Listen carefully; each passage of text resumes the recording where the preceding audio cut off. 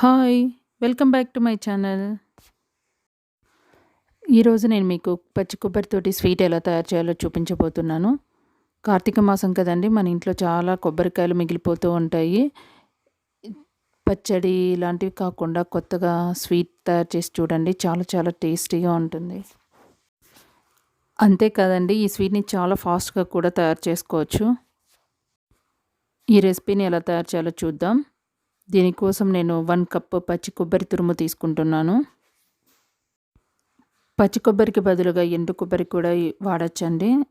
కాకపోతే పచ్చి కొబ్బరి తురుముతో చాలా టేస్టీగా ఉంటుంది. పచ్చి కొబ్బరిని ముక్కలుగా చేసి ఇలా తురిమి పెట్టుకున్నాను. నేను కొబ్బరి తురుము ఏ బౌల్‌తో అయితే 1 కప్ తీసుకున్నానో అదే బౌల్‌తో బెల్లం కూడా 1/2 కప్ తీసుకోవాలి. ఒక మిక్సీ జార్ తీసుకొని అందులో కొబ్బరి వేసి గ్రైండ్ చేసుకోవాలి. నేను ఇక్కడ చిన్న మిక్సీ బౌల్ తీసుకుంటున్నా కాబట్టి 2 టైమ్స్ వేసుకుంటున్నాను. అదే పెద్ద మిక్సీ బౌల్ అయితే మీరు ఒకసారి చేసుకోండి. ఈ కొబ్బరిని పౌడర్ లాగా గ్రైండ్ చేసుకోవాలి. పేస్ట్ లాగా అవ్వకూడదు.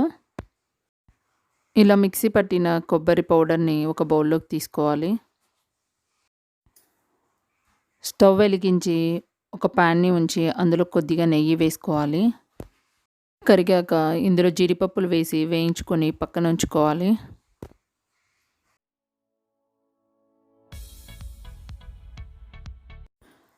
తర్వాత ఇదే ప్యాన్లో కొబ్బరి కూడా వేసి వేయించుకోవాలి.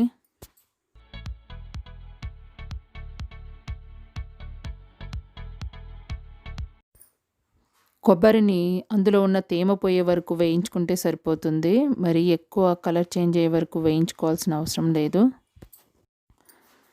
తర్వాత అరకప్పు బెల్లాన్ని ఇందులో వేసుకొని కలుపుకోవాలి.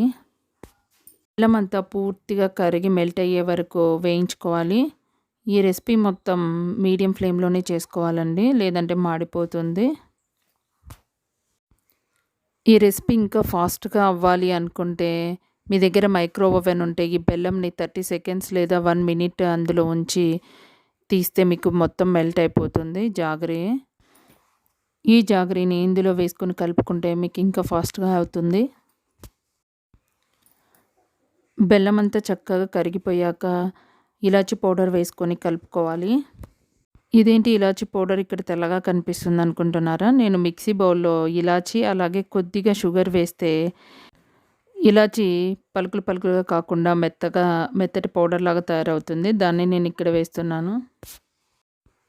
ఈ మిశ్రమం బాగా దగ్గర పడే వరకు కలుపుతూనే ఉండాలి. ఈ మిశ్రమం బాగా దగ్గర పడి ప్యాన్కి అంటుకోకుండా ఇలా కలుపుతున్నప్పుడు ఇలా పైకి వచ్చినట్లయితే ఇక రెడీ అయిపోయినట్లే. ఒక టిప్ చెప్తాను.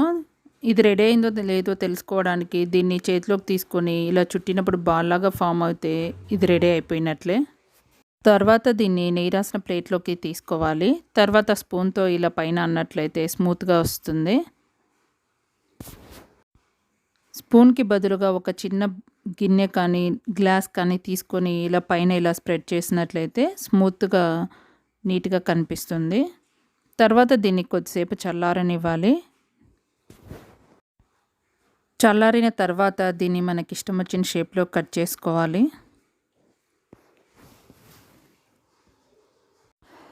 మెత్తగా టేస్టీగా ఉండే కొబ్బరి బర్ఫీ రెడీ అయిపోయింది. తర్వాత దీన్ని జీడిపప్పుతో గార్నిష్ చేసుకోవాలి.